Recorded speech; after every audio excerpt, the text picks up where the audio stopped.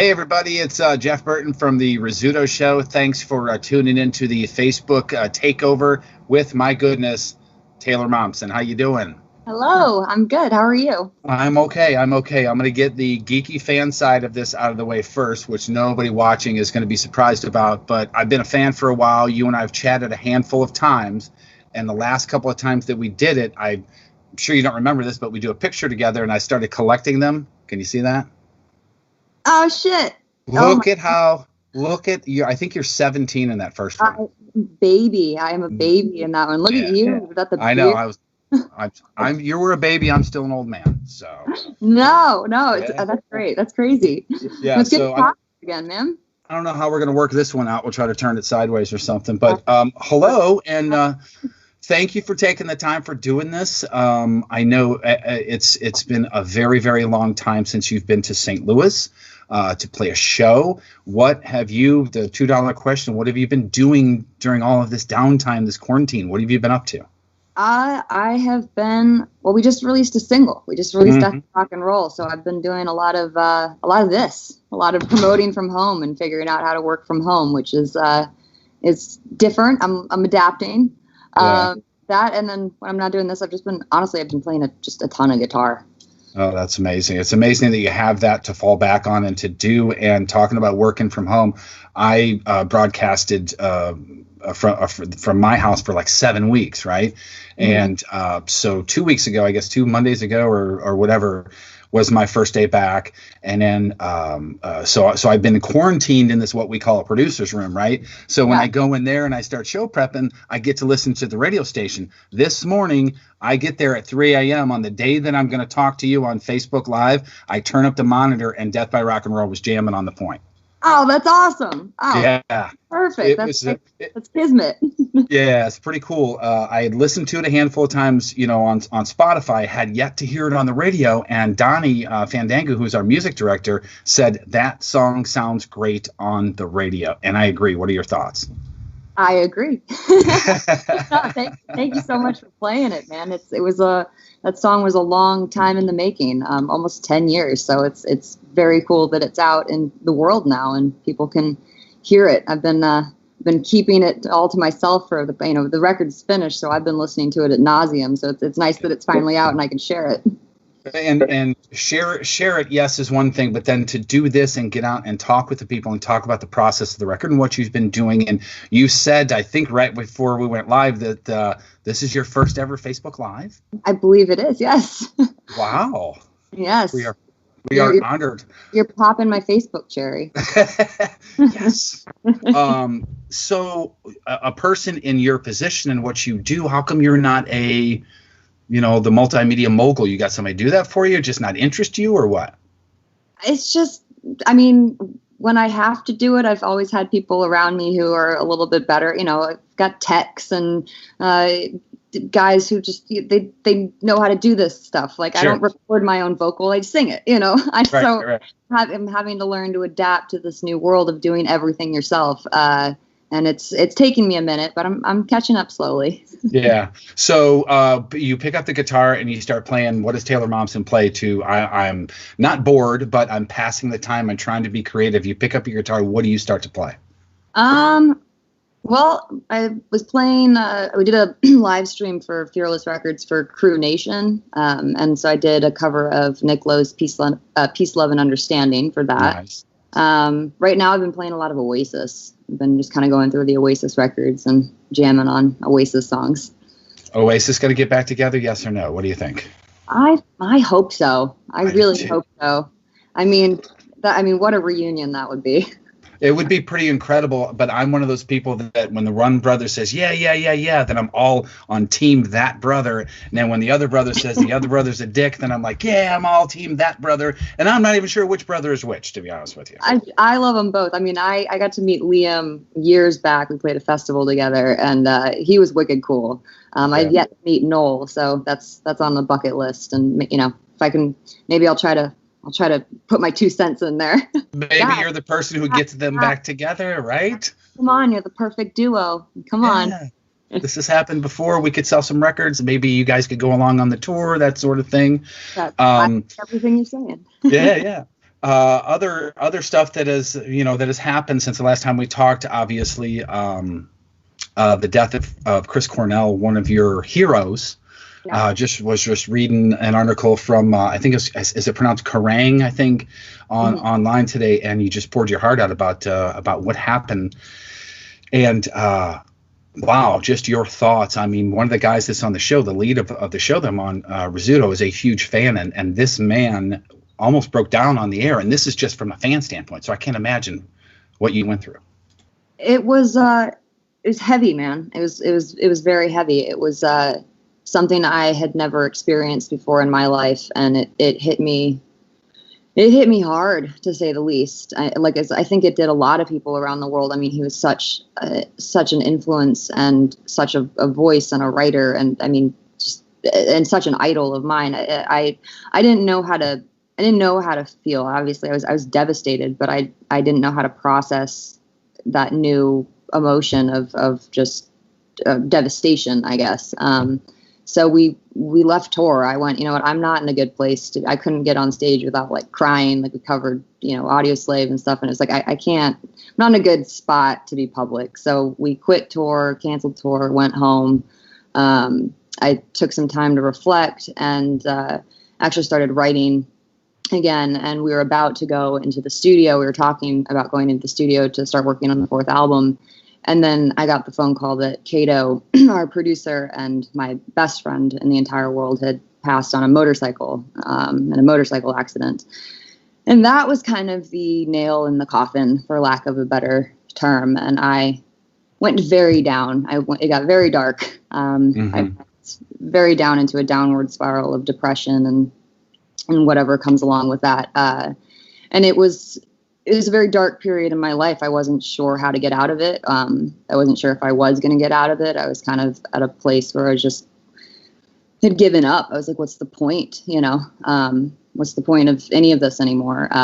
And it took a while, but at the end of the day, it was music that saved me again. It was when I felt like I had nothing, I turned to music as my salvation, and I started to write, and then that just kind of started to pour out of me. And that turned into what this album is, in the sense where I didn't have to write this record. This record wrote itself. It was just floodgates opened. And so making this record was a huge part of that healing process of learning how to grieve and how to move forward, because you never move on. You don't get past a loss like that. You don't get past, it never goes back to normal. It's just, you have to learn to live with it and move forward. And that's why I keep saying to people in interviews and stuff that this record really feels like a rebirth. It really feels like a new Pretty Reckless. It feels like our first record again, in the sense that we put everything we had into this album, emotionally, physically, mentally, spiritually, whatever you want to call it. Like everything was thrown into this album. It took everything we had, and so it's crazy that it's coming out now. Before we get to that process, and I'd love to know how you got and what the tipping point was from mourning to, okay, I got to do this now. But for people who don't know, other than him being a hero of yours, you guys were on that tour. Yeah, yes, we were, and that was. I mean, it was so crazy because it was such a kind of full circle moment getting that tour. I mean, it was the highest of the high for me. I mean, I think everyone knows I'm a Soundgarden super fan. Right. Have been for years, and Soundgarden was the band, and it comes full circle with Kato too. Not to get too deep into it, because I know not a lot of people knew him, but we all bonded like this. The Pretty Reckless exists because we all loved Soundgarden. Like that was one of the initial reasons that we all worked. And so to get that tour, it was the highest of the highs. I mean, Kato flew to every show. Like it was, we couldn't be more elated. And obviously it ended so tragically that I think the juxtaposition of those emotions was so drastic that it really overwhelmed me. So what made you go, okay, I've got to get back up on my feet. I've got to get this music out. I've got to get, not out as in the public, but out of me. Was there a sign? Was there just, I'm tired of laying around watching Flintstones? What happened to make you go, I got to do this? I don't even know exactly. I guess it started with the songs. It started with just, I started to write, not even thinking about it in a sense of like, this is going to be an album or these are going to be songs people are going to hear. I just started to write. And as I started to write, that started to help me mentally. And so as that process sort of began and they turned into complete songs, it was, the next step is, okay, well, now I have to figure out, now I want to record these songs. I want to finish them. It's like, okay, well, now how do we do that? We'd never made a record without Kato before. So that was a whole learning process in itself. And luckily I knew one other guy, a great friend of mine named Jonathan Wyman, who I called up, and he produced, a great engineer, great producer, great guy. And this is the first album I actually co-produced with him. So it was a learning process of how to do this again, basically from step one. And he was really a lifesaver in that. And he allowed me to be the mess that I was and work through it. And it's because there was no hiding from it, And so it's all there in the recordings. It's all there in the writing. It's all there in the songs. And it's very emotional. I still get choked listening to it sometimes. I'm sure. And I want to talk about the album cover because I have a couple of questions about that because it's phenomenal. And I know you love it too, how it came out. Well, but the last single cover. It's just the sorry. That's what I meant to say. The album art, the single art. Sorry. But the last one of these conversations I did was with Justin from the lead singer of Blue October, who's gone through a lot of mental highs and lows and stuff. And he credits being able to pick up a guitar when you're down like that to get this stuff out. And I wanted you to talk just real briefly about the importance for people who are watching this that don't have that outlet, that you got to find something or someone to get that out. You really do. You have to. I mean, I'm so fortunate that I found music at such a young age, and the fact that has sustained me. Like, to me, music's like, it's like food. It's like oxygen. I need it. And the fact that it really is my salvation, and it's the one thing in my life that has never let me down. I can always turn to music, and it's there for me. But for people who don't have that, I can imagine it's a super challenge. I think the best advice I got when I was going through all of this, and I mean, I'm still going through it, but, in the heat of it, at the low points, was look at it like, I'm going to mess up this metaphor. Look at it like it's baby steps. Everything's baby steps. If you try to look at it, if it's a frozen lake and you got to get from one side to the other, if you look at the other side, it's going to seem impossible. It's going to seem so far away. There's no way you could ever make it. So you look down and you take one little step and one little step and another little step. And before you know it, you're going to turn around and you're going to realize you're further to the other side than you were from where you started. And that's kind of how I've been living. It's just one little step at a time, one foot in front of the other. And being creative means single art. And yes, and the metamorphosis of what I'm seeing here now, and then this picture is amazing. Tell me about the process and why you wanted to get up on the bike and all that stuff. Tell everybody who loves that picture so much. Well, there's a lot of things to that photo. It came about in a couple ways. One, I wanted to make kind of a classic rock and roll. First of all, it had to be a photograph that was as bold as the song. That was the first thing. And so I wanted to make kind of a classic, almost 80s rock and roll cover for a single. We'd never really done that. We'd never gone full out for a single cover, only for the albums. So we shot it with the guy who shot Going to Hell, Danny Hastings. So I got to work with him again, who I love him. He's great. He's Wu-Tang, Eminem, big guy. And yeah, he's great. It's so much fun. Such a positive work environment, because his whole goal is to just see your vision through. Like, he's such an artist. So really great to work with him again. But the inspiration behind that was bold and classic, and really there's it's a lot of paying homage to Kato and to the people we lost. So, obviously the motorcycle is homage, and he loved 80s rock and roll. That's not 80s rock isn't really my thing, but it was his thing. And so it's like trying to throw in things that meant something to me to bring it kind of full circle. So it's kind of in his memory. And there's a lot of there's a lot of hidden little Easter eggs in that picture too that I don't want to give away yet, but when the album comes out, you'll notice things about it. Yeah, yeah. Sense. So there's a lot of hidden meaning behind there's a lot of hidden things in that photo, which is also just one of a series. That's just the first that's come out. So nice. There's more to come. Do you think we're going to be touring anytime soon? Do you think, what do you think is timetable? What do you think it's going to be like? Honestly, I have no idea.